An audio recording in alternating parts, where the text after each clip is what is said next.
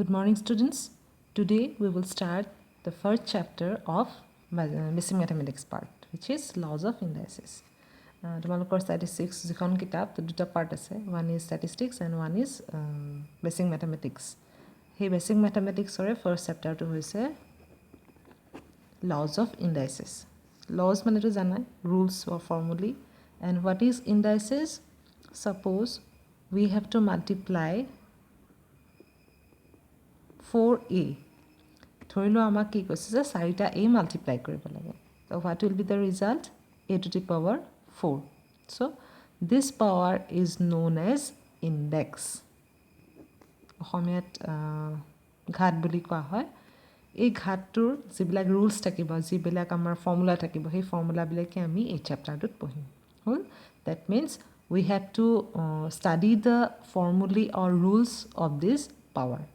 এইটো কি কোৱা হ'ব? A will be the base and যিটো power সেইটো কোৱা হ'ব index. এই ইণ্ডেক্সটোৱে আমি কি কৰিব লগা হ'ব? কিছুমান ৰুলছ আৰু কিছুমান ফৰ্মুলা ইয়াত এপ্লাই কৰিবলৈ শিকিব লাগিব. So first of all, before starting the class, we have to know the formulae of this chapter.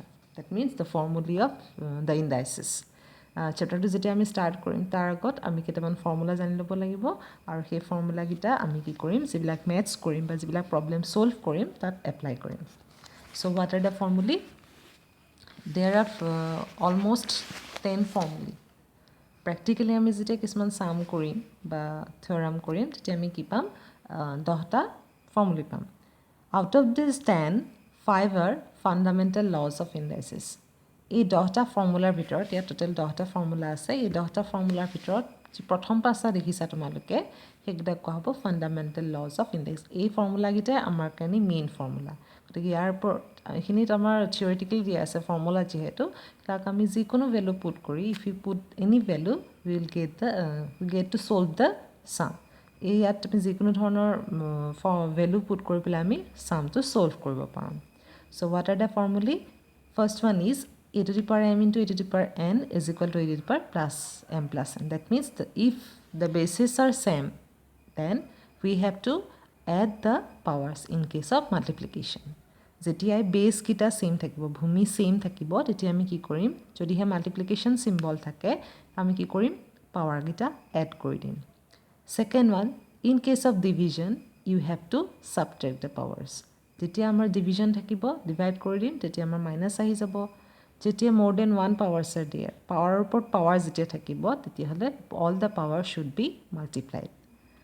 Number 4, if there are two variables, that means suppose a and b are two variables and the power is n, then we can take the values as a to the power n into b to the power n. যেতিয়া আমাৰ দুটা variable থাকিব, এ আৰু B মই দুটা variable বুলি ধৰি লৈছোঁ আৰু তাৰ ওপৰত এটা পাৱাৰ থাকিব, তেতিয়াহ'লে আমি তাক ছেপাৰেটলি পাৱাৰটো মাল্টিপ্লাই কৰি দিব পাৰোঁ.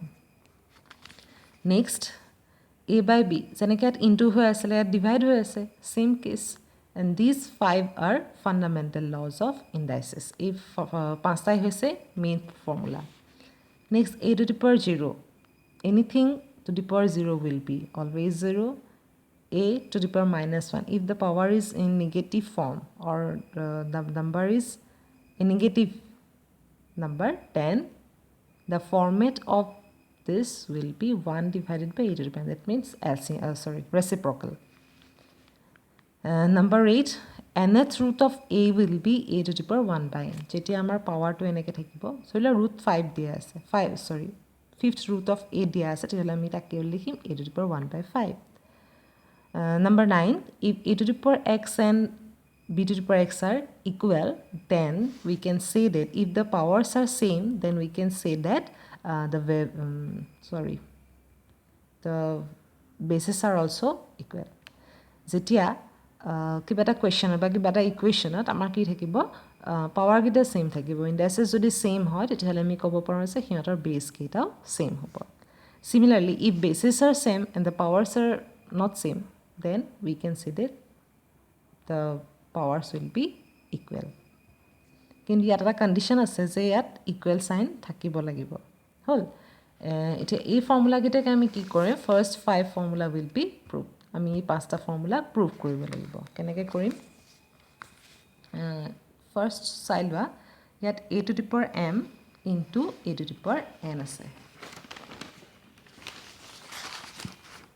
for the first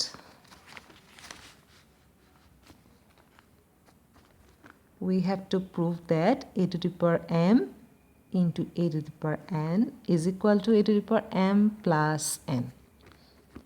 Proof.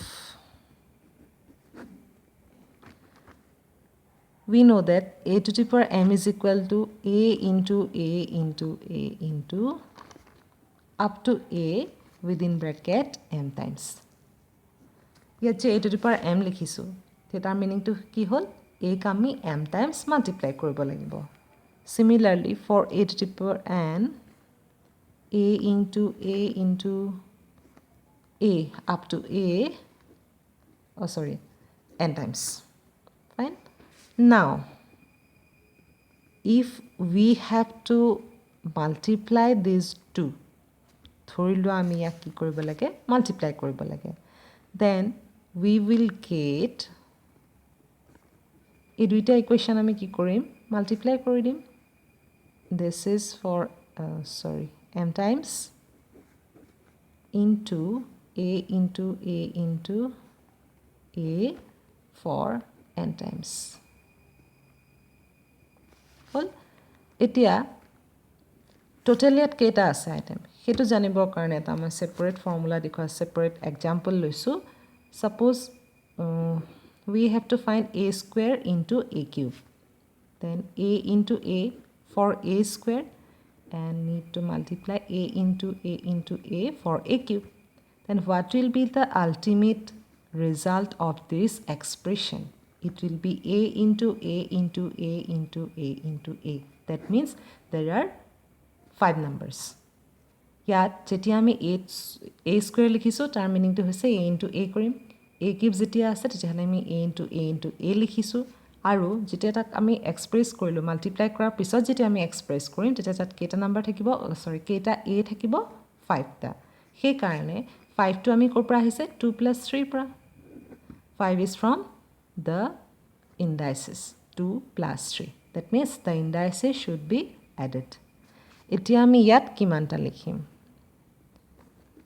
এইটো কন্ডিশনে যদি আমি ইয়াত ইউজ কৰো if we apply this rule in this case then what will be the number of times it is m plus n times therefore a to the power m plus n and this expressed that the power will be m plus m plus n হগল এতিয়া ইয়াত যেনেকৈ আমি a to the power 5 বুলি লিখি দিল ঠিক তেনেকৈ ইয়াতো a to the power m plus n লিখিব পাৰো so which completes the proof gotike proof to complete hol similarly for second one it is division second to karne ami proof koribo lage etu do yourself second one is for you and I have already give you the idea about the first one okay that's all for today we'll meet you in the next class